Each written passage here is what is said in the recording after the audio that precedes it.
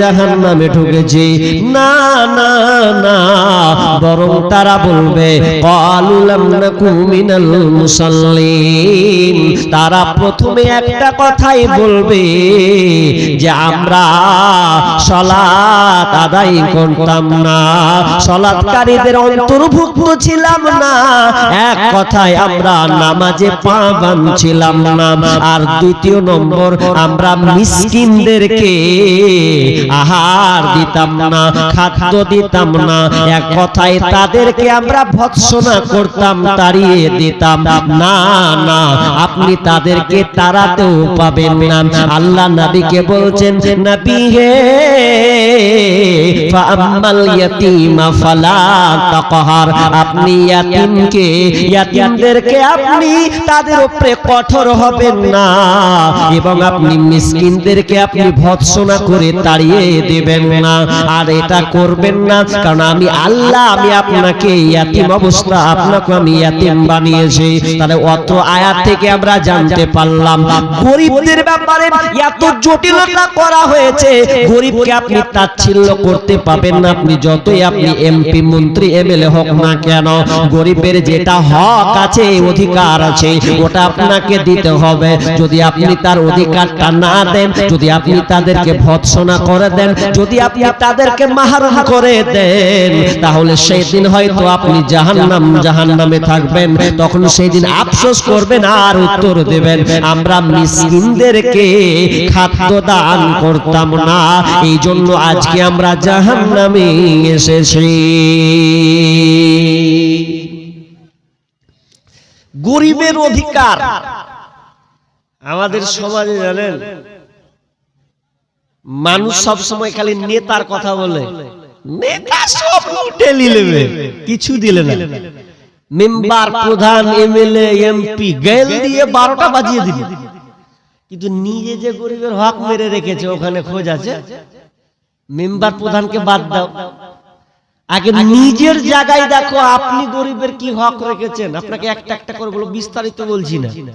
যেমন গরিবের হক একটা থেকে কোনখান দিয়ে শুরু করব? আচ্ছা, যাকাতুল ফিতর দিয়ে শুরু করি। 1 নাম্বার দিই যাকাতুল ফিতর। এই যাকাতুল ফিতর মানে ফিতরা যে দিবেন, এটা ফরজ কেন করা হলো? কেন ফরজ করা হলো?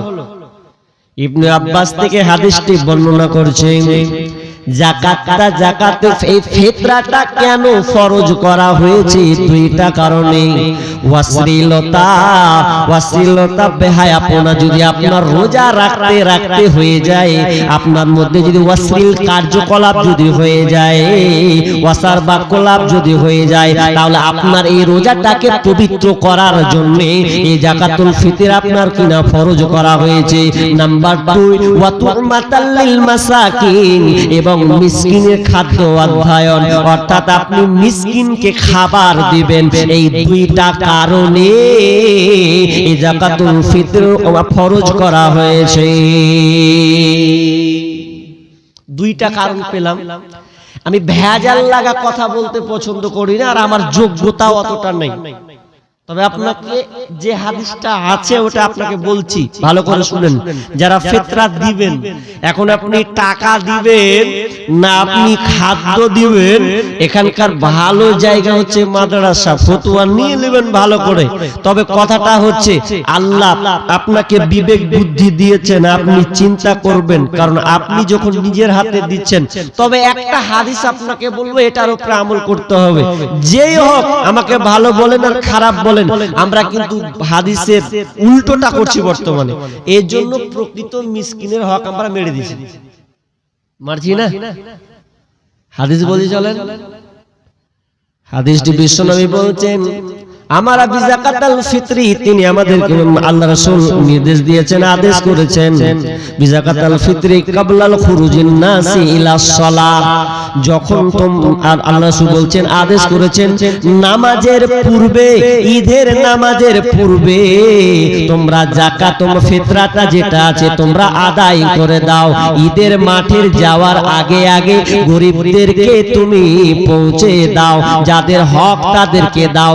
কারণটা কেন এখানে অধিকারের কথা কিন্তু আছে, মিসকিনদের কথা কেন এখানে বলা হয়েছে? মিসকিনরা সেই দিন যেন তারাও আপনার সঙ্গে যেন আনন্দ উল্লাসে মেতে যায়, সেদিন যেন তাদেরকে দাঁড়ে দাঁড়ে ঘুরে বেড়াতে না হয়, সেদিন যেন হাত পাততে না হয়, তারাও যেন আপনার সাথে শামিল হয়ে তারাও যেন নিজের ঈদটাকে উদযাপন যেন করতে পারে, আনন্দ উল্লাস করতে পারে, তার বাড়িতে যেন উনুন হাড়িটা যেন জ্বলে। এই জন্য প্রত্যেকটা ব্যক্তিকে খেয়াল রাখতে হবে। বিশ্বনবী বলছেন যে তোমরা যারা যাকাত দাও তারা ঈদের মাঠে যাওয়ার আগে আগে গরিবদের পৌঁছে দাও। আমরা কি করছি? সর্দারকে দিয়ে দিয়েছি, সর্দার বুঝে নেবে নাকি? সর্দারকে দিয়েছি, সর্দার বুঝে নেবে। গত পরশুদিনকে এক সর্দারের সঙ্গে গল্প করছি, গল্প করতে করতে করতে আমি বললাম যে দাদা কি করেছেন এবার? যে দুটা নিয়ম করেছি। কি করেছেন?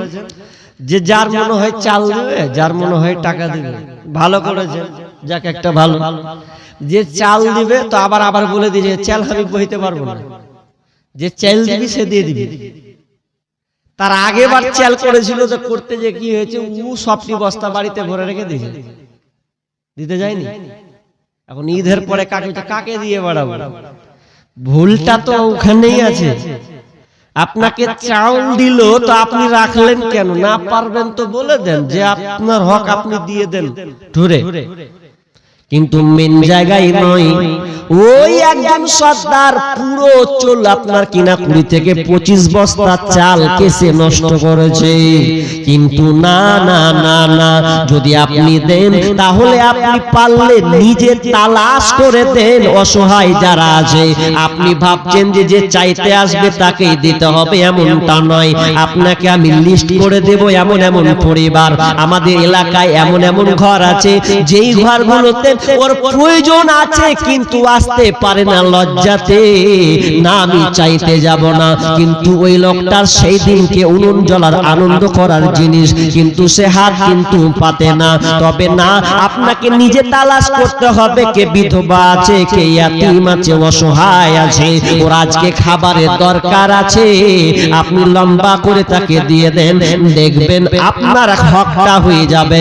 কিন্তু যদি এই হাদিসের আলোকে এটাই প্রমাণ পাওয়া যায়, যদি ঈদের পরে কেউ বিলি করে বেড়ায় তাহলে ওটা ফিতরা হিসাবে গণ্য হবে না, ওটা সাধারণ দান হয়ে যাবে। গরিবের হক আমরা ঠিক মতন দিইনি, নাই রাজি নাই, একটা গেল একটা গেল। কিন্তু ফিতরা এটা গরিবের হক। কত দিবেন গো? 2.5 কিলো, তাই তো? 2.5 কিলো, কে বলছেন 3 কিলো, ভালো কথা। তো আপনি দিচ্ছেন, গরিবের হক কেমন করে বুঝেন? আপনারা যদি 6টা সদস্য হন, 6 জন, তাহলে অন্তত 2.5 কিলো করে গেলে 15 কিলো আসবে, আসবে না? আর 15 কিলো 50টা লোক হলে প্রায় 125 কিলো চাল বের হবে। ওটা কে খাবে? গরিব অসহায়, তার অধিকার, সে খাবে। একটা গেল। আচ্ছা, একটা আনন্দ ছাড়েন, আর একটা আনন্দ হয় ঈদুল আজহা নাকি কুরবানির ঈদ। আনন্দটা আর স্পেশাল আনন্দ। ওই আনন্দ, ওইখানে গরিবের হক আছে। আল্লাহ তাআলা একটা একটা করে সাজিয়ে দিয়েছেন, আপনি অবাক হয়ে যাবেন। আপনার গ্রামে যদি 25টা খাসি কুরবানি হয়, 25টা খাসি যদি আপনার এলাকায় কুরবানি হয়, তাহলে বলেন তো, যদি কোনো সর্দার মনে করে 25টা লোক খাসি কুরবানি করেছে, তাহলে প্রত্যেকটা বাড়ির কাছে প্রত্যেককে যেন 2 কিলো 2 কিলো করে যদি খাসির মাংস জমা করা হয়, বলেন তো কয় কিলো জমা হবে? 50 কিলো। ভাষা বুঝছেন আমার? তাহলে 25টা লোক যদি খাসি কুরবানি করে, 2 কিলো করে টানে, 50 কিলো জমা হবে। আর ওই জমা টাকার হক, তো ওটা হচ্ছে গরিবের হক। আল্লাহ বলছেন ফাকুলহু মিনহা ওয়া আতিমুল কানিয়া ওয়া মুতাররা। আল্লাহ সুবহানাহু ওয়া তাআলা বলছেন তুমি নিজে খাও, ফকিরকে দাও, যে চাই তাকে দাও, যে চাই না তাকে দাও। সূরা হজে 2 রকম কথা আছে, খাও, রাখো, দাও। তার মানে আপনি গরিব গরিবকে পৌঁছে দিবেন, যারা দিতে পারেনি তাদের বাড়িতে যেন উনুন জ্বলে, তারাও আনন্দ করে, এটা আপনাকে খেয়াল রাখতে হবে। কিন্তু আমাদের আপনাদের সমাজে কি আছে? ওরকম সিস্টেম আছে? নেই না, বলে এক ভাগ 3 ভাগ করে 1 ভাগ দেয়, এরকম নাকি? এখন নেই, ছিল, উঠে গেছে। এখন আমাদের ওদিকে হয়ে গেছে 2 কিলো করে দিয়ে দাও, সর্দারের কাছে যাবে, সর্দার ভাগ বিলি বন্টন করে দিবে, এরপরে নিজে যেটি থাকবে আত্মীয় স্বজনকে দিবে, ভাগ খাবে, রাখবে, খাবে।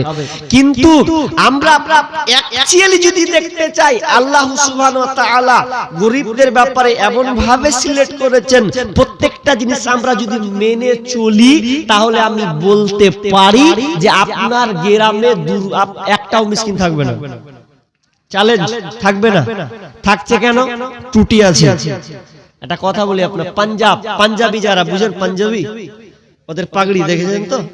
পাঞ্জাবিদের একটা বৈশিষ্ট্য আছে, ওরা ইসলাম ওইটাকে ওরা নিয়ে নিয়েছে, ইসলামের থিওরিটাকে ওরা নিয়ে নিয়েছে, আদর্শ তারা নিয়েছে। কি? ওরা যদি 4 ভাই হয়, 4 ভাই, তো 4 ভাই, 3 ভাই ভালো পয়সাওয়ালা, একটা ভাই অচল। 3 ভাই কি বলবে জানেন? 3 ভাই বলে, এ তো আমার মায়ের পেটের ভাই, আমাকে 3 ভাইকে আল্লাহ পয়সাওয়ালা করেছে, আমার ছোট ভাইটা অচল, মেজো ভাইটা অচল। এক কাজ কর, 3 ভাই মিলে টাকা উঠাবো, টাকা উঠিয়ে ছোটকে একটা ছোটখাটো একটা কাজ দিব, একটা দোকান দিব, আর কিছু দিব, যাতে আমার এই ভাইটা চেয়ে যেন না বেড়ায়। এটা পাঞ্জাবিদের বৈশিষ্ট্য, এটা করে ওরা। আর আমাদের কি লেছড়া মারাগা, ছেছড়া মারাগা, ব্যাপার নেই, ওর নিজেরটা দেখছে, তুই কি করবি, মরগা যা করবি তা করগা, গুরুত্ব নেই। আমরা ইসলামকে মানতে শিখিনি না। ইসলাম সাম্যের দিন, গরিবের হক আপনাকে বুঝিয়ে দিতে হবে। আপনি শুধু নামাজ পড়বেন এমনটা নয়। আল্লাহ বলছেন, ওয়াকিমুস সালাহ ওয়া আতুজ যাকাত ওয়ারকাউ মা'আর রাকিঈন। তোমরা যেমন আল্লাহ বলছেন তোমরা সালাত কায়েম করো, ওয়া আতুজ যাকাত, তোমরা যাকাত আদায় করো, যাকাত প্রদান করো, ওয়ারকাউ মা'আর রাকিঈন, এবং রুকুকারীদের সঙ্গে তোমরা রুকু করো। ব্যাখ্যা করব না, সময় নেই, আমি আয়াতটা তরজমা করলাম। কি? নামাজ কায়েম করো, যাকাত দাও। আচ্ছা, একটা হলো, তাহলে একটা একটা করে বলছি। এবার চলেন যাকাতের ব্যাপারে কিছু কথা বলি। আমার এই বিষয়টা মনে হয় প্রায় 2.5 ঘন্টার উপরে আছে, আপনাকে সংক্ষেপে বলছি। কি? যে যাকাত, এই যে আপনার মালকে আপনি পরিশুদ্ধ করবেন। আজকে বর্তমানে যাকাতটা এমন হয়ে গেছে, লোকের কাছে ভারী হয়ে গেছে, অথচ আপনাকে যাকাতের ব্যাপারে কিছু তথ্য দেব, বিস্তারিত নয়, সংক্ষেপে তথ্য দিব। আপনি নিজে নিজে বিবেকে ভাববেন যে আমার উপরে যাকাত ফরজ হয়েছে কিনা। একবার ভাববেন, ভাবতে হবে আপনাকে, কারণ আপনি নামাজ পড়বেন আর যাকাত দিবেন না, এত সস্তা নয়। আপনি বাঁচতে পারবেন না, টিকতে পারবেন না কিয়ামতের মাঠে। আপনি জমা করে রাখছেন, দিচ্ছেন না, আপনি দিচ্ছেন না, তো কি হবে আপনার কবরে? আল্লাহ বলছেন, ওয়াল্লাযীনা ইয়াকনিযুনাদ যাহাবা ওয়াল ফিজ্জাতা ওয়া লা ইউনফিকুনাহা ফী সাবিলিল্লাহি ফাবাশশিরহুম বিআযাবিন আলীম। দে যাকাত, দে যাকাত, তোরা দে রে যাকাত, যে যে দে যাকাত, দে যাকাত, তোরা দে রে যাকাত। তোর দিল খুলবে পরে, আগে খুলুক হাত। তোর দিল খুলবে পরে, আগে খুলুক হাত। দে যাকাত, দে যাকাত, তোরা দে রে যাকাত, দে যাকাত, দে যাকাত, তোরা দে রে যাকাত। এখানে গরিবের হক, যাকাতটাকে আমরা গুরুত্বপূর্ণর সঙ্গে দেখি না। যখন আল্লাহ রাসূল যখন